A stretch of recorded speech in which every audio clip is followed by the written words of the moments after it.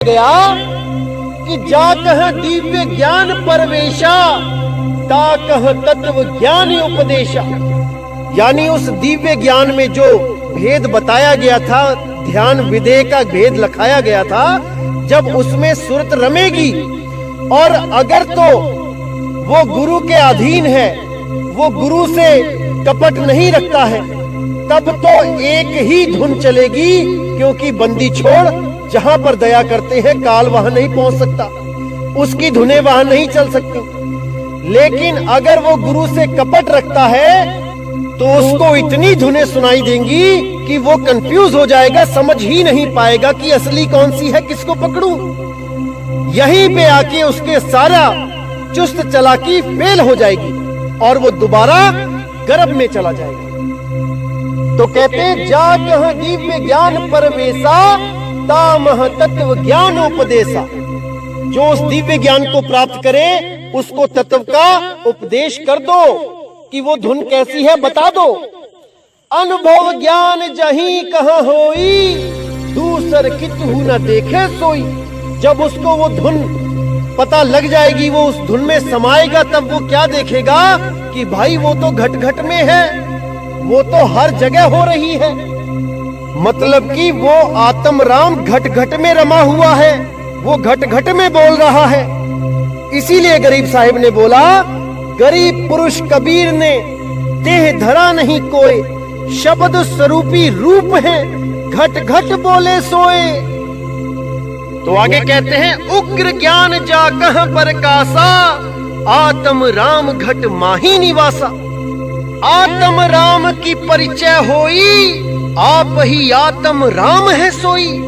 कितना क्लियर कर दिया साहिब ने। अब और क्या बोले आत्म के बारे में, साफ बोल दिया कि उग्र ज्ञान जा कह प्रकाशा, कि सबसे उत्तम ज्ञान जो है वो आत्म घट का प्रकाशित होना है।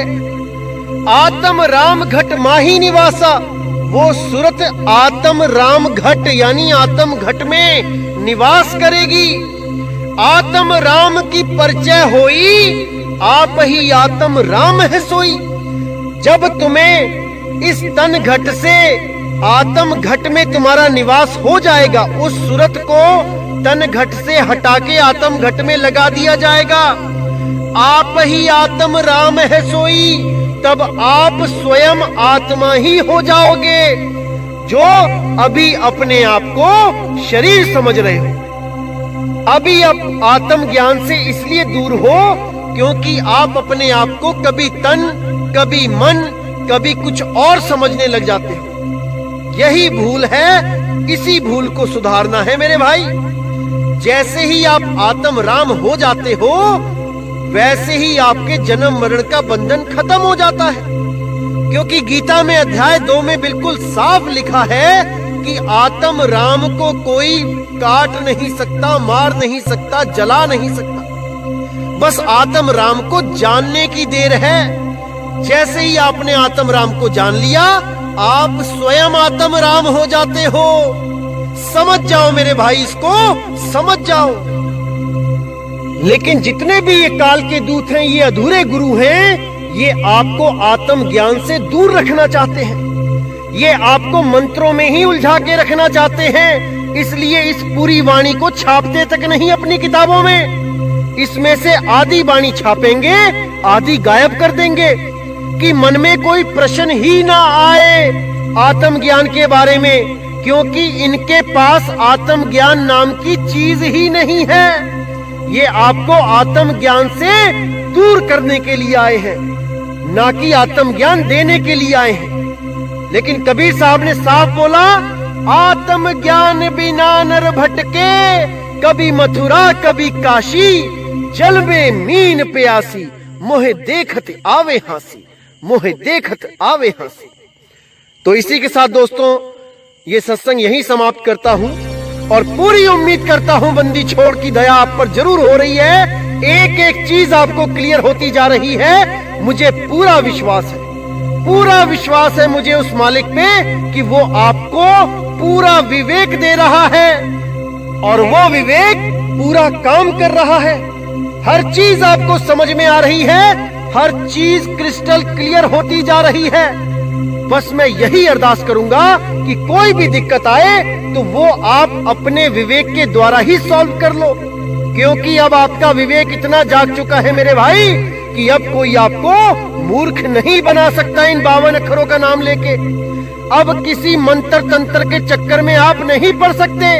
अगर आप 1% भी विवेकी हो तो अगर आपके अंदर विवेक नाम की चीज ही नहीं जगी है तो मेरे भाई आप वापस चले जाओगे। भले इस पंथ में आ जाओ, आपको यू टर्न लेना ही पड़ेगा, क्योंकि आपका मन यहाँ टिकेगा ही नहीं, क्योंकि आपका मन तो 52 अक्षरों में उलझा होगा। तो मेरे भाई इस पंथ में आने से पहले 100 बार सोच लो, जल्दबाजी मत करो, अच्छी तरह सोच विचार के आओ। तो इसी के साथ मुझे विदा करें। जय गुरु बंदी छोड़ वैराग साहिब, जय गुरु बंदी छोड़ साधु शरण साहिब, जय गुरु बंदी छोड़ बाबा मदन साहिब, बाबा नानक साहिब, मेरे गुरु अंगद देव जी, मेरे संत पलटू साहब, मेरे रविदास जी महाराज, मेरे धर्मदास जी, सभी संतों की जय हो। जय जय सतगुरु बंदी छोड़ कबीर साहिब की सदा ही जय हो, सदा ही जय हो मेरे मालिक की साहिब बंदगी सतनाम।